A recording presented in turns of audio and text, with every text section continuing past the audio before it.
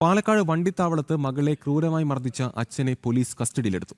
കുട്ടി child line നൽകിയ മൊഴിയുടെ അടിസ്ഥാനത്തിലാണ് മീനാക്ഷിപുരം പോലീസ് കേസെടുത്തത്.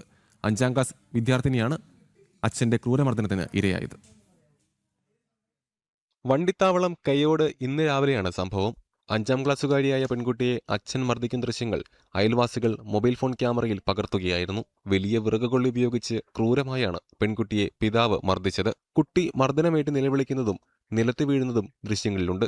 ദൃശ്യങ്ങൾ തിരിച്ചറിഞ്ഞ് പോലീസ് കുട്ടിയുടെ വീട്ടിലെത്തി പരിശോധന നടത്തി. എന്നാൽ ആദ്യം അച്ഛനെതിരെ പരാതി നൽകാനും മൊഴി നൽകാനും അമ്മയും പെൺകുട്ടിയും തയ്യാറായില്ല.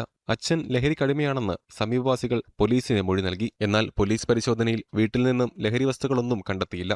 പരാതി ലഭിക്കാത്ത സാഹചര്യത്തിൽ പോലീസ് വിഷയം ചൈൽഡ് ലൈനിന്റെ ശ്രദ്ധയിൽപ്പെടുത്തി. ചൈൽഡ് ലൈൻ അധികൃതർ കുട്ടിക്ക് കൗൺസിലിംഗ് നൽകിയതോടെയാണ് കാര്യങ്ങൾ കുട്ടി തുറന്നു പറഞ്ഞത്. തുടർന്ന് അച്ഛനെതിരെ കേസെടുക്കാൻ മീനാക്ഷിപുരം പോലീസിന് നിർദ്ദേശം നൽകി. അച്ഛനെ പോലീസ് കസ്റ്റഡിയിലെടുക്കുകയും ചെയ്തിട്ടുണ്ട്. ജനം, പാലക്കാട്.